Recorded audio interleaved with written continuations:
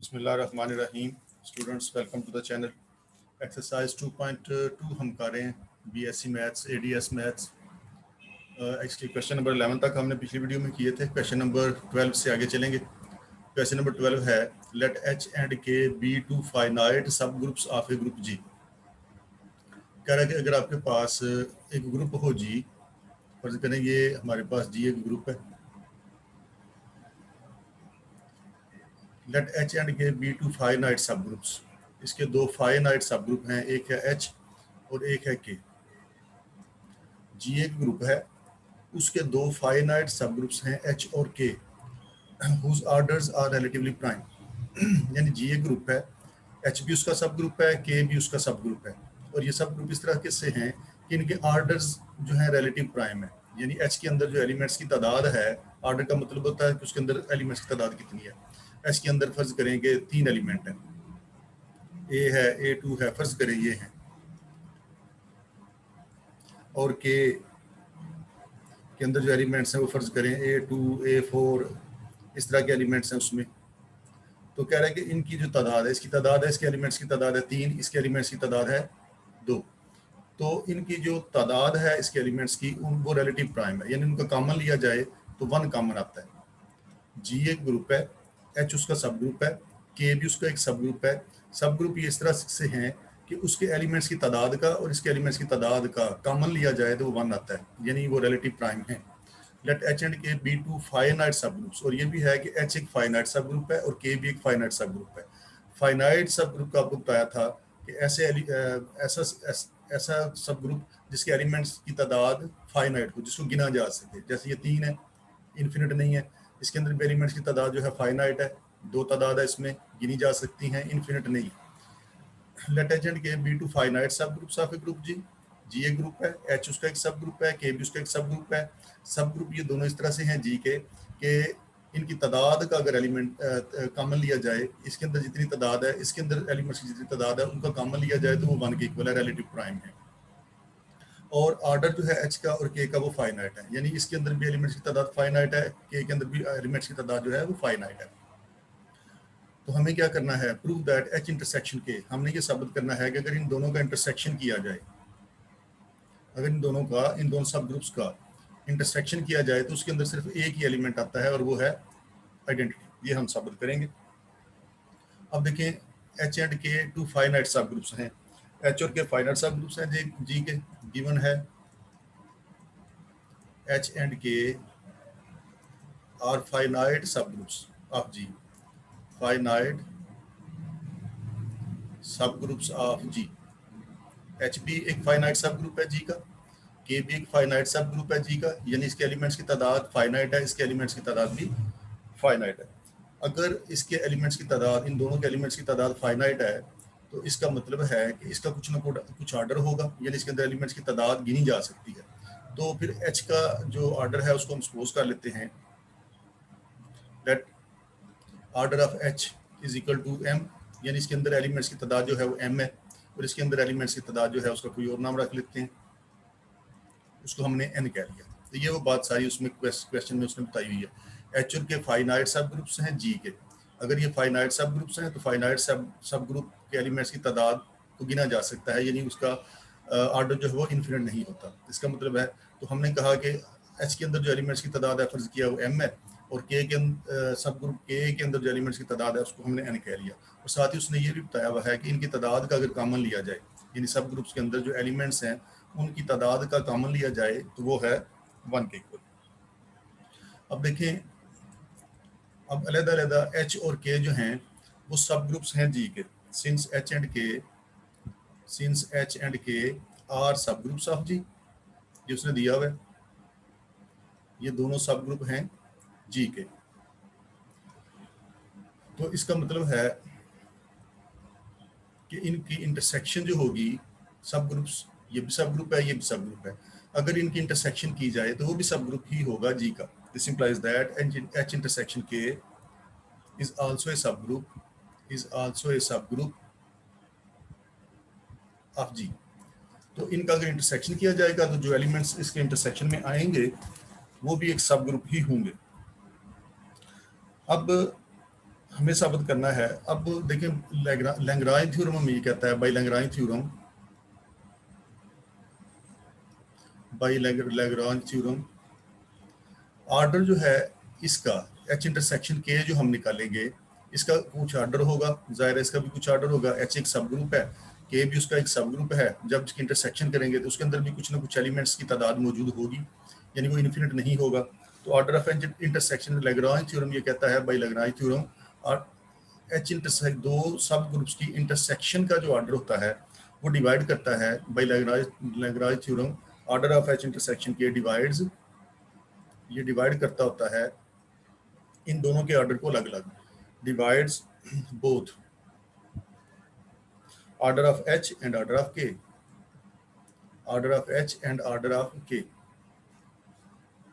यानी इनकी इंटरसेक्शन लेने से जो सब ग्रुप आएगा, इन दोनों की इंटरसेक्शन लेने से जो सब ग्रुप आएगा उसके अंदर जो एलिमेंट्स की तादाद होगी, उसके अंदर जो एलिमेंट्स की तादाद होगी वो तादाद होगी जो ऑर्डर ऑफ एच को भी डिवाइड कर रही होगी, इसको भी डिवाइड करेगी और इसको भी डिवाइड करेगी, यानी एम को भी डिवाइड कर लेगी और एन को भी डिवाइड कर लेगी।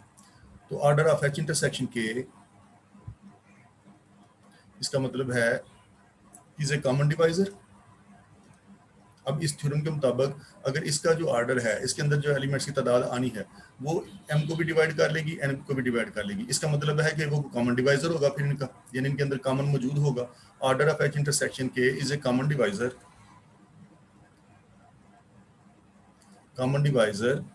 ऑफ एम एंड एन, यानी इसके ऑर्डर को भी डिवाइड कर लेगा, इसके ऑर्डर को भी डिवाइड कर लेगा, यानी एम को भी डिवाइड कर लेगा, एन को भी डिवाइड कर लेगा। एच इंटरसेक्शन के का order of H intersection K is a common divisor of M and N. तो इससे क्या नतीजा निकला, ऑर्डर ऑफ एच इंटरसेक्शन के जो है वो 1 के इक्वल होगा। वजह हमने पीछे कहा हुआ है कि एम एन का जो कॉमन है वो है 1, यानी फर्ज करें एम है हमारे पास 2 तो एन है 3, यानी एच के अंदर एलिमेंट्स की तादाद अगर 2 है तो के अंदर एलिमेंट्स की तादाद 3 है, यानी इस तरह से इनकी तादाद है कि इनका कॉमन 1 आता है। अब हम ये कह रहे हैं कि एच इंटरसेक्शन के का जो ऑर्डर है वो इसको भी डिवाइड कर लेगा, एम को, इसको भी डिवाइड कर लेगा, एन को। अब इनको कौन डिवाइड कर सकता है, इसको सिर्फ 1 डिवाइड कर सकता है। तो order of H intersection K a common divisor of M and N, this implies that order of H intersection K is equal to 1, यानी एच इंटरसेक्शन के अंदर जो एलिमेंट्स की तादाद होगी वो 1 होगी, यानी एच इंटरसेक्शन के अंदर सिर्फ एक एलिमेंट आता होगा। तो वो एक एलिमेंट क्या हो सकता है, हेंस एच इंटरसेक्शन के वो 1 हो सकता है, यानी आइडेंटिटी हो सकता है। तो यही हमने इसमें साबित करना था। तो इसको दोबारा एक दफ़ा देख लें। जी एक ग्रुप है, एच उसका एक सब ग्रुप है, के भी उसका एक सब ग्रुप है। सब ग्रुप इस तरह से हैं कि एच के अंदर जो एलिमेंट्स की तादाद है और के अंदर जो एलिमेंट्स की तादाद है उनका कॉमन लिया जाए तो वो 1 आता है। और हमें साबित करना है कि इन दोनों का अगर इंटरसेक्शन लिया जाए तो उसके अंदर जो एलिमेंट्स की तादाद आएगी वो भी इन दोनों को डिवाइड करती होगी। तो हमने यही बात कही है कि एच और के फाइनाइट सब ग्रुप्स हैं जी के, उसने दिया हुआ है चूंकि फाइनाइट सब ग्रुप हैं तो लिहाजा इनका ऑर्डर पाया जाता है, इनका ऑर्डर कोई ना कोई एलिमेंट मौजूद है। ऑर्डर ऑफ एच जो है उसको हमने एम कह लिया, ऑर्डर ऑफ के को हमने एन कह लिया, और ये एम और एन जो है वो रिलेटिव प्राइम है, ये उसने बताया हुआ है, यानी इसके अंदर एलिमेंट्स की तादाद, इसके अंदर एलिमेंट्स की तादाद का अगर कॉमन लिया जाए तो 1 आता है। अब एच और के सब ग्रुप्स हैं जी के, तो हमने पीछे पढ़ा हुआ है कि अगर दो ग्रुप्स हमारे पास दो सब ग्रुप्स हों तो उनका इंटरसेक्शन लिया जाए, तो इंटरसेक्शन लेने से जो नया उससे एलिमेंट इंटरसेक्शन लेने से जो नया एक हमारे पास सब ग्रुप आता है उसके अंदर जो एलिमेंट्स की तादाद होगी वो तादाद इसके इनके अलग-अलग इनके ऑर्डर को भी डिवाइड करती होगी। तो order of H intersection K divides both order of H and order of के। अब ऑर्डर ऑफ एच इंटरसेक्शन के इसका मतलब है फिर कोई कॉमन डिवाइजर है जो इसको भी डिवाइड कर लेता है, इसको भी डिवाइड कर लेता है। अब इनको कौन डिवाइड कर सकता है, ये तो दोनों रिलेटिव प्राइम है, तो ज़ाहिर है इनको सिर्फ 1 ही डिवाइड कर सकता है। ये तो रिलेटिव प्राइम है तो इनको कौन डिवाइड कर सकता है, इनको तो सिर्फ 1 ही डिवाइड कर सकता है, इनको सिर्फ 1 ही डिवाइड कर सकता है। अगर इसको 1 डिवाइड कर सकता है तो इसका मतलब है एच इंटरसेक्शन के अंदर जो एलिमेंट्स की तादाद है वो है 1, यानी उसके अंदर सिर्फ एक ही एलिमेंट है, और वो एलिमेंट क्या हो सकता है, वो एलिमेंट सिर्फ आइडेंटिटी ही हो सकता है, और यही हमने साबित करना था। इसके बाद करेंगे इसका question number 13। Question number 13 cosets से मुतलिक है। कोसेट्स की डेफिनेशंस के में हम नहीं जाएंगे, इसका एक ही क्वेश्चन है इस एक्सरसाइज में। डेफिनेशंस में गए तो ये एक लंबा लेक्चर बन जाएगा, तो ये कोई इतना इंपॉर्टेंट क्वेश्चन भी नहीं है, तो इसको हम सरसरी सा देख लेते हैं। कहता है let n be an integer greater than 1। n आपके पास कोई इंटीजर है जो कि 1 से बड़ा है, एंड h है आपके पास 0 +-1 +-2n +-3n and so on. कहता है h है आपके पास 0 +-n +-2n +-3n, और n जो है वो ग्रेटर देन 1 है, n आपने लेना है greater than 1। Find all left cosets of h in z plus. तो कहता है इसके सारे लेफ्ट कोसेट्स निकालें, इस h के सारे लेफ्ट कोसेट्स निकालने हैं z में। तो h हमारा ये 0 +-1 +-2n +-3n, तो left cosets of h in z under addition. अब z के अंदर जो हैं वो हम ले लेते हैं पॉजिटिव नंबर्स ले लेते हैं इसके, non negative 0 1 2 3 and so on. तो हमने लेफ्ट कोसेट्स निकालने हैं, लेफ्ट कोसेट्स निकालने हैं कि z के एलिमेंट्स लेफ्ट साइड पे h में प्लस करते जाएं।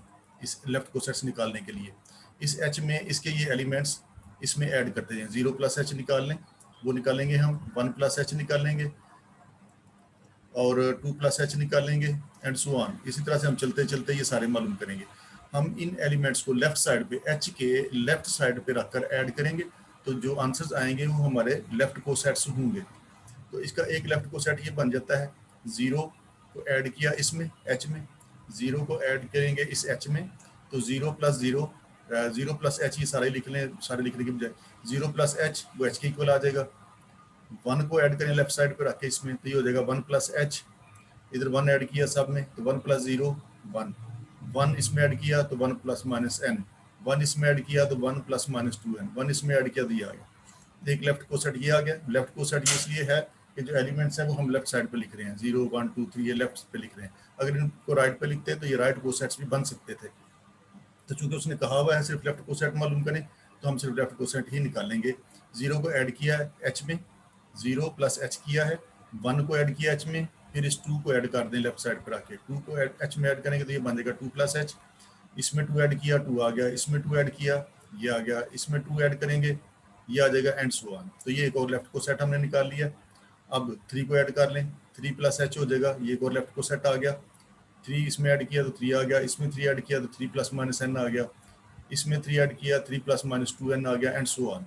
इसी तरह से चलते जाएं चलते जाएं चलते जाएं, तो आखिर पे आप पहुंच जाएंगे। शुरू में आपने 0 लिया हुआ है, लिहाजा आप n तक नहीं जाएंगे, n से एक नंबर पीछे रहेंगे, यानी n-1 तक जाएंगे आप, क्योंकि आपने पीछे एक एलिमेंट 0 ले लिया हुआ है।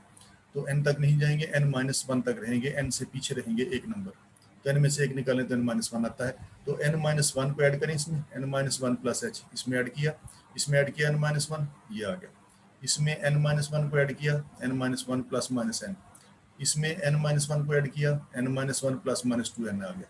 तो ये सारे लेफ्ट कोसेट्स हमने निकाल लिए हैं इसके h के z अंडर एडिशन में। तो अब वो पूछ रहा था, अब ये थे लेफ्ट कोसेट्स, क्योंकि हमने z के जो एलिमेंट्स हैं वो h के लेफ्ट साइड्स पे रख के इनको ऐड किया है, तो ये सारे लेफ्ट कोसेट्स बने हैं। अगर वो कहता राइट कोसेट्स निकालो तो फिर हम h + 0 निकालते, h + 1 निकालते, h + 2 निकालते। विद रिस्पेक्ट टू एडिशन और मल्टीप्लिकेशन भी निकाले जा सकते हैं, लेकिन चूंकि उसने कहा हुआ है कि इस तरह से ये मालूम करें, इसलिए हमने ये मालूम किए। अब वो कह रहा था कि इसके अंदर तादाद कितनी है, कितने ये लेफ्ट कोसेट्स बने हैं। तो देखिए एक 0 हमने शुरू में लिया था और n-1 तक हम गए हैं, तो इसका मतलब ये टोटल हैं n-1 से लेकर ये यहाँ तक n-1 रहेगी, ये भी है, तो टोटल ये हो गए n, यानी आप इसके n लेफ्ट कोसेट्स बना सकते हो। ये कोई इतना इंपॉर्टेंट क्वेश्चन नहीं है एग्जामिनेशन व्यू पॉइंट से, लेकिन इसको देख लें एक नज़र। Question number 14, let h is a subgroup of g। कहता है g आपके पास अगर कोई ग्रुप है, g कोई ग्रुप है आपके पास, और h जो है वो उसका कोई सब ग्रुप है, h उसका कोई सब ग्रुप है। g एक ग्रुप है आपके पास और h उसका एक सब ग्रुप है। शो दैट, साबित करेंगे h इंटू h, यानी h के जो एलिमेंट्स हैं, इस सब ग्रुप के एलिमेंट्स जो हैं, अगर h के एलिमेंट्स को h के एलिमेंट्स के साथ ही मल्टीप्लाई किया जाए तो वो हमें आंसर देता है h1 h2 type elements answer देता है। h1 h2 टाइप्स हमें वो एलिमेंट्स आंसर देता है। h1 और h2 दोनों बिलोंग करते हैं h को। ये वो बात बता रहा है कि g आपके पास एक ग्रुप है, h उसका एक सब ग्रुप है। अगर आप h के जो सब ग्रुप के जो एलिमेंट्स हैं उसको उन्हीं के साथ मल्टीप्लाई करें, h इंटू h निकालें, जबकि उसके अंदर एलिमेंट्स इस तरह के आए, पहला H1 जो है पहले H का एलिमेंट हो, दूसरा जो है वो दूसरे H का एलिमेंट हो, तो इनको मल्टीप्लाई करने से जो हमारे पास आंसर आएगा वो H के इक्वल ही आ जाएगा, वो दोबारा इसी के इक्वल आ जाएगा। यानी हमने साबित करना है कि H इंटू एच जो है वो H के इक्वल आता है, H इंटू एच जो है वो H के इक्वल आता है, ये हमने साबित करना है। G एक ग्रुप है और H उसका एक सब ग्रुप है। अगर हम इस सब ग्रुप के एलिमेंट्स को इसी के एलिमेंट्स के साथ मल्टीप्लाई करें तो उसके अंदर एलिमेंट्स जो आते हैं वो इस तरह के आते हैं, पहला एलिमेंट पहला H1 पहले H का होगा, दूसरा दूसरे का होगा, इस तरह से करके हमारे पास ये एक सेट बन जाएगा और साबित करना है कि ये H के इक्वल आता है। अब देखें, हमने साबित करना है कि H जो है H एक सब ग्रुप है G का, H के एलिमेंट्स को H से मल्टीप्लाई किया जाए तो वो H के इक्वल आ जाता है, यानी हमने ये साबित करना है कि H के इक्वल आ जाता है। अब इसको साबित करने के लिए हम ये करेंगे कि हम इसका एक एलिमेंट लेंगे, H का एक एलिमेंट लेंगे और उसको साबित कर देंगे कि वो इसको बिलोंग करता है, यानी H जो है वो सबसेट हो जाए H का। हम साबित करेंगे कि H जो है सबसेट H का, और हम साबित करेंगे कि H जो है वो सबसेट है इसका H का। तो ये चीज़ अगर हम साबित कर दें तो इसका मतलब है कि ये दोनों आपस में इक्वल हो जाएंगे। देखें, अगर हमारे पास कोई सेट हो A, उसके अंदर एलिमेंट्स हों A, B, C, और B हमारे पास कोई सेट हो उसके अंदर एलिमेंट्स हों C, B, A, तो देखें यहाँ पर A जो है वो सबसेट है B का और B जो है वो सबसेट है A का। तो इसका मतलब है कि ये दोनों दरअसल आपस में इक्वल हैं। तो यही काम हम करेंगे, हम इसका एलिमेंट लेंगे, इसका एलिमेंट लेंगे, साबित कर देंगे ये उसको बिलोंग करता है, और उसका एलिमेंट लेंगे, साबित कर देंगे कि वो इसको बिलोंग करता है। किसी एक एलिमेंट के लिए साबित करेंगे तो बाकी सब के लिए ऑटोमेटिकली हो जाएगा। तो इसका मतलब होगा कि ये दोनों आपस में इक्वल हैं। अब हमने साबित करना है कि H गोइंग टू शो हमें ये साबित करना है कि H के एलिमेंट को H के एलिमेंट से मल्टीप्लाई किया जाए तो H के इक्वल आता है। तो हम इसका एक एलिमेंट लेंगे, उसमें साबित कर देंगे, उसका एक एलिमेंट लेके इसमें साबित कर देंगे, तो इससे साबित हो जाएगा कि ये दोनों आपस में इक्वल हैं। फर्स्ट वी शो दैट तो पहले हम ये साबित करने लगे हैं कि H इसका एक सबसेट है। इसका एक एलिमेंट लेंगे और साबित कर देंगे कि वो H में बिलोंग करता है। तो पहले इस हिस्से को कर लेते हैं, फिर दूसरा इसका कर लेंगे। तो एक एलिमेंट हम लेंगे, हमने इस H को सबसेट साबित करना है इसका, तो इस H को सबसेट साबित करना है HH का, तो इसका एक एलिमेंट लेंगे, साबित कर देंगे कि ये उसको बिलोंग करता है। अच्छा, इसका एक एलिमेंट H का ले लें, let H belongs to H, तो इसका एक एलिमेंट, इस H का हमने एक एलिमेंट ले लिया और वो है H। अब H बिलोंग करता है H को, सिंस इसको लिखा जा सकता है H को अगर आइडेंटिटी से मल्टीप्लाई करें तो इसको कोई फर्क नहीं पड़ेगा। अब ये वाला H बिलोंग करता है H को, तो इसका मतलब है HE भी बिलोंग करेगा H को, क्योंकि H जो है सब ग्रुप है G का, G एक ग्रुप है और H उसका एक सब ग्रुप है, और सब ग्रुप खुद भी एक ग्रुप होता है और ग्रुप के अंदर आइडेंटिटी एलिमेंट पाया जाता है। और अगर हम आइडेंटिटी एलिमेंट को H के साथ मल्टीप्लाई करेंगे तो उसको कोई फर्क नहीं पड़ेगा, वही एलिमेंट ही आ जाएगा। तो हमने इसका एक एलिमेंट ले लिया, इस H का H एलिमेंट लिया इसका, उसको आइडेंटिटी से मल्टीप्लाई किया तो वो भी जाहिर इसी को बिलोंग करेगा। अब देखें, ये वाला जो H है वो H को बिलोंग करता है, इस H को बिलोंग करता है, और ये वाला E जो है वो दूसरे H को बिलोंग करता है। तो हम इसको लिखेंगे, ये बिलोंग कर जाएगा HE बिलोंग कर जाएगा H को, क्योंकि ये पहला एलिमेंट भी H का ही है, दूसरा एलिमेंट भी H का ही है। अब देखो, हमने इस H का एक एलिमेंट लिया, साबित हुआ वो तो HH में मौजूद है, यानी H एक एलिमेंट इसका लिया है और साबित हुआ है कि ये H तो बिलोंग करता है HH को। This implies that H belong करता है HH को। तो इसका मतलब है इसका एलिमेंट उसको बिलोंग कर गया है, तो इसका मतलब है कि H जो है ये सबसेट है, H जो है वो सबसेट है HH का, यानी H जो है ये बड़ा H जो है ये सबसेट है इसका H का। तो साबित हुआ, हमने इस H का एक एलिमेंट लिया था, वो चला गया है HH में, तो एक तो ये हो गया। अब हम क्या करेंगे, अब हम उल्टा काम करेंगे, अब हम इस HH का एक एलिमेंट ले लेंगे, लेट अब इसका एक एलिमेंट लेंगे, इसका एक एलिमेंट ले लेंगे, साबित कर देंगे कि ये उसको बिलोंग करता है। इसका एक एलिमेंट ले लेते हैं, चलिए हम X का नाम रख लेते हैं। हमने इस H का एक एलिमेंट ले लिया, let X belongs to HH। तो इसका मतलब है कि X जो होगा वो H1 H2 टाइप होगा, क्योंकि उसने कहा हुआ है H के एलिमेंट को H से मल्टीप्लाई करें, तो उनको मल्टीप्लाई करें H1 H2, एक एलिमेंट इसका है H का और एक एलिमेंट हमने इस H का ले लिया है, और H1 H2 दोनों जो हैं इसी H के ही एलिमेंट हैं। तो एक एलिमेंट हमने इसका लिया है, तो इसके अंदर एलिमेंट किस तरह के होंगे, वो ज़ाहिर H1 H2 टाइप होंगे। अब इसको हम लिख सकते हैं H1 भी H का एलिमेंट है, H2 भी H का ही एलिमेंट है, दोनों को मल्टीप्लाई करेंगे तो H का ही एक नंबर एलिमेंट आ जाएगा, उसका नाम H3 रख लेते हैं। अब H3 किसको बिलोंग कर रहा है, वो भी H को ही बिलोंग कर रहा है। तो देखिए हमने एलिमेंट लिया है HH का और साबित हुआ है कि वो तो बिलोंग करता है H को। This implies that X belongs to H। HH का एलिमेंट लिया है, वो तो H में चला गया है, तो साबित हुआ कि HH जो है वो दरअसल सबसेट है H का।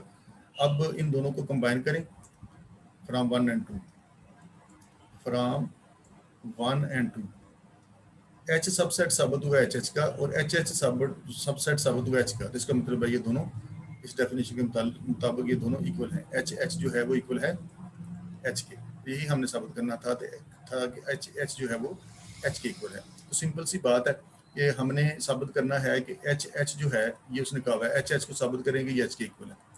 तो हमने एक एलिमेंट पहले इसका लिया, वो साबित हो गया कि वो तो इसको बिलोंग करता है, फिर हमने उसका एक एलिमेंट लिया तो वो साबित हो गया वो तो उसको बिलोंग करता है। तो इसका मतलब है अगर एक एलिमेंट के लिए ये साबित हो गया तो बाकी सब के लिए भी साबित हो जाएगा। तो साबित ये हुआ कि ये दोनों आपस में इक्वल हैं, HH और H इक्वल हैं। इसके बाद हम करेंगे इसका क्वेश्चन नंबर 15। ये एक इंपॉर्टेंट क्वेश्चन है और आसान सा सवाल है। इसमें वो कह रहा है let H and K be subgroups of an abelian group G। कहता है आपके पास अगर एक ग्रुप है G, आपके पास एक अबिलियन ग्रुप है G। अबिलियन ग्रुप का पता है आपको, वो ग्रुप होता है जिसके एलिमेंट्स को मल्टीप्लाई किया जाए A को B से तो B A के इक्वल आए। ग्रुप भी होता है वो, उसके बाद वो कम्यूटेटिव प्रॉपर्टी को भी उसमें प्रूव होती है, यानी इसके कोई दो एलिमेंट्स को मल्टीप्लाई करें तो A B जो है वो B A के इक्वल आता है। H and K be two subgroups. G एक अबिलियन ग्रुप है, H उसका एक सब ग्रुप है और K भी उसका एक सब ग्रुप है, ये दो उसके सब ग्रुप्स हैं। साबित करें कि H के अगर हम इसके एलिमेंट्स को मल्टीप्लाई करें, सब ग्रुप के एलिमेंट्स को मल्टीप्लाई करें, यानी H के एलिमेंट्स को K के एलिमेंट्स से मल्टीप्लाई करें तो उसके अंदर एलिमेंट्स इस तरह के आते हैं कि पहला एलिमेंट पहले सेट का हुआ करेगा, दूसरा एलिमेंट दूसरे सेट का हुआ करेगा। तो कहता है फिर साबित करो कि ये जो बनता है हमारे पास H के, वो भी एक सब ग्रुप है। हमें ये साबित करना है कि ये भी एक सब ग्रुप है। G एक ग्रुप है जो कि अबिलियन ग्रुप है। G के दो सब ग्रुप्स हैं, एक H है और एक K है, दो इसके सब ग्रुप्स हैं। साबित ये करना है अगर हम H के निकालें, अगर हम H के निकालें और H के अंदर इस तरह के एलिमेंट्स आए कि पहला एलिमेंट पहले सेट का हो और पहले सब ग्रुप का हो और दूसरा दूसरे का हो, तो इस तरह से करके ये हमारे पास H के जो बनेगा वो भी एक सब ग्रुप होगा। तो सब ग्रुप साबित करने का आपको पता है कि जिसको सब ग्रुप साबित करना होता है हम उसके दो एलिमेंट्स ले लेते हैं। हम इसके दो एलिमेंट्स ले लेंगे और साबित कर देंगे कि उनका एक्स वाई इनवर्स जो है वो भी इसी एच के को बिलोंग करता है। तो ये हम इसमें प्रूव करना चाहते हैं। तो हम इसके दो एलिमेंट्स ले लेते हैं। एच के जो है वो हमारे पास ये है, एच के है हमारे पास, पहला एलिमेंट एच का हुआ करेगा, दूसरा एलिमेंट इसके अंदर के का हुआ करेगा। Where H belongs to H, पहला एलिमेंट एच का और दूसरा एलिमेंट दूसरे सब ग्रुप का हुआ करेगा, यानी एच के को मल्टीप्लाई करें तो इस तरह के एलिमेंट्स आपको मिलेंगे। हमने साबित करना है कि ये एक सब ग्रुप है, तो इसके दो एलिमेंट्स ले लें। Let X Y belongs to H K, हमने इसके दो एलिमेंट्स ले लिए और साबित ये चीज़ हम कर देंगे कि एक्स वाई इनवर्स जो है वो इसी एच के को बिलोंग करता है। तो अगर एक्स वाई बिलोंग कर, एक्स भी बिलोंग करता है इसी को एच के को, वाई भी बिलोंग करता है एच के को, तो इसका मतलब है कि एक्स किस तरह का होगा। सो एक्स होगा हमारा ज़रा इसी तरह का होगा, एच के टाइप होगा, पहला एलिमेंट एच का होगा और दूसरा एलिमेंट के का होगा। तो उसको हम रख लेते हैं कि H1 K1। इसका एक एलिमेंट हमने ये ले लिया, एक एलिमेंट हमने जिसका नाम वाई रखा था वो हमने उसको H2 K2 का नाम दे लें, यानी उसके अंदर इस तरह के एलिमेंट्स आएंगे H2 K2 टाइप। यही वो बात बता रहा था कि इसके अंदर एलिमेंट्स आ जाएंगे H2 K2 टाइप। तो हमने इसके दो एलिमेंट्स ले लिए, एक X ले लिया और एक ले लिया Y, और इसके एलिमेंट्स इस होंगे पहला एलिमेंट H का और दूसरा K का, पहला H का दूसरा K का, पहला H का और दूसरा K का। अब यहाँ पर H1 H2 बिलोंग कर रहे हैं H को और K1 K2 बिलोंग कर रहे हैं K को। चलिए लिख लें इसको भी। यहाँ पर H1 H2 बिलोंग करते हैं H को, H के एलिमेंट्स हैं, K1 और K2 बिलोंग करते हैं K को। तो दो एलिमेंट्स मुख्तसर ये कि हमने इसके दो एलिमेंट्स ले लिए। तो अब हम इसका एक्स वाई इनवर्स निकालेंगे। तो इसमें वैल्यूज लगा दें। एच की वैल्यूज ये हैं H1K1 H1K1 और दूसरा y है, y के एलिमेंट्स ये हैं H2K2 और ऊपर इनवर्स भी है, तो ये हमने इसका इनवर्स लगा दिया। ये हमारे पास बनेगा H1K1 और जब इनवर्स अंदर ऑपरेट करते हैं तो अगले एलिमेंट का इनवर्स पहले लिखते हैं, तो हम इसको लिखेंगे K2 इनवर्स और H2 इनवर्स। तो इनवर्स अंदर जाके ऑपरेट होगा तो इस तरह से ऑपरेट हो जाएगा। तो ये बना हमारे पास H1 और ये K1 और इसको इकट्ठा कर लें K1 K2 इनवर्स और ये वाला H2 इनवर्स जो है वो इसी तरह से इसके साथ मौजूद है। H2 इनवर्स जो है वो इसी तरह से इसके साथ मौजूद है। तो ये है हमारा H1K1 और K2 इनवर्स और H2 इनवर्स और इस K1 और इस K2 इनवर्स को हमने इकट्ठे कर लिया। इकट्ठे कर सकते हैं क्योंकि एसोसिएटेड प्रॉपर्टी वो जी के हैं, तो इसलिए एसोसिएटेड प्रॉपर्टी उसमें पाई जाती है। सब ग्रुप हैं इसलिए ग्रुप भी हैं, तो ग्रुप के अंदर एसोसिएटेड प्रॉपर्टी जो है वो होल्ड करती है। तो हम इसको ब्रैकेट की तरतीब को बदल सकते हैं। हमने K1 K2 इनवर्स को इकट्ठा कर लिया। अब इसको हम लिख सकते हैं H1 और ये K1 और K2 इनवर्स। इसको अब K1 और K2 इनवर्स दोनों एलिमेंट्स हैं इस K के, दोनों एलिमेंट्स K के हैं और K एक सब ग्रुप है। तो इसको दोनों को जब मल्टीप्लाई करेंगे तो एक नया एलिमेंट आ जाएगा K का, तो उसका नाम हम रख लेते हैं K3। तो हम इसका नाम रख लेते हैं कि इन दोनों को मल्टीप्लाई करने से एक नया एलिमेंट उसी का K का आ जाता है जो कि K3 है और H2 इनवर्स जो है इसी तरह से साथ मौजूद है। तो ये आ गया, इन दोनों को मल्टीप्लाई करके हमने कहा कि K3 आ गया है। अब हम इसको लिख सकते हैं H1 और इसी तरतीब बदल लें। H2 इनवर्स को पहले लिख लें H2 इनवर्स K3। ये लिखा जा सकता है क्योंकि जी एबिलियन है तो उसको यूँ लिखा जा सकता है। हम इसको ए बी को बी ए लिख सकते हैं। चलिए लिख लें साथ ही, क्योंकि जी जो है वो एबिलियन है, लिहाजा हम इनकी तरतीब बदल सकते हैं कि इसको इन दोनों की हमने जगह बदल दी। K3 उसकी जगह पर चला गया, ये वाला जो है इसकी जगह पर आ गया। अब हम इन दोनों को इकट्ठा कर सकते हैं। H1 H2 इनवर्स को इकट्ठा कर लिया और K3 साथ इसी तरह से आ गया। अब ये कैसे कर सकते हैं? ब्रैकेट की तरतीब आप बदल सकते हो क्योंकि एसोसिएटिविटी पाई जाती है उसमें, एसोसिएटिव प्रॉपर्टी है, लिहाजा हम ऐसा कर सकते हैं। हमने H वाली वैल्यूज़ को इकट्ठा कर लिया। अब जब H वाली वैल्यूज़ को मल्टीप्लाई करेंगे तो ये हमारे पास आ जाएगा H1 H2 इनवर्स। तो ये हमारे पास H का एक नया एलिमेंट आ जाएगा, हम इसका नाम H3 रख लेते हैं। H3 K3 आ जाएगा। अब देखो एक्स वाई इनवर्स को हमने सॉल्व किया है। एक्स वाई इनवर्स को हमने इसके दो एलिमेंट लिए, उनको हमने मल्टीप्लाई किया तो ये जो आया है हमारे पास, ये तो आंसर जो आया है इसका एक्स वाई इनवर्स का, वो पहला एलिमेंट H का है और दूसरा K का है। तो यही हमने साबित करना था कि पहला एलिमेंट जो है H का होना चाहिए, दूसरा उसका K का होना चाहिए, दूसरे सेट का होना चाहिए। तो इसका मतलब है कि एक्स वाई इनवर्स जो है वो बिलोंग करता है इसी को, एच के को, क्योंकि आंसर उसी तरह का आया है, पहला H का है दूसरा K का है। एक्स वाई इनवर्स बिलोंग करता है एच के को, लिहाजा साबित हुआ कि H K, this implies that X Y inverse belongs to H K और सो एच के is a subgroup of जी। लिहाजा साबित हुआ कि ये एच के जो है, एच के is a subgroup of जी। तो सब ग्रुप साबित करने का यही तरीका है कि जिसको सब ग्रुप आपने साबित करना है उसके दो एलिमेंट्स लें, इस तरह से करके उसको मल्टीप्लाई करें, जो आंसर आए वो भी इसी तरह का हो, तो ये साबित हो जाता है कि वो एक सब ग्रुप है उस ग्रुप का।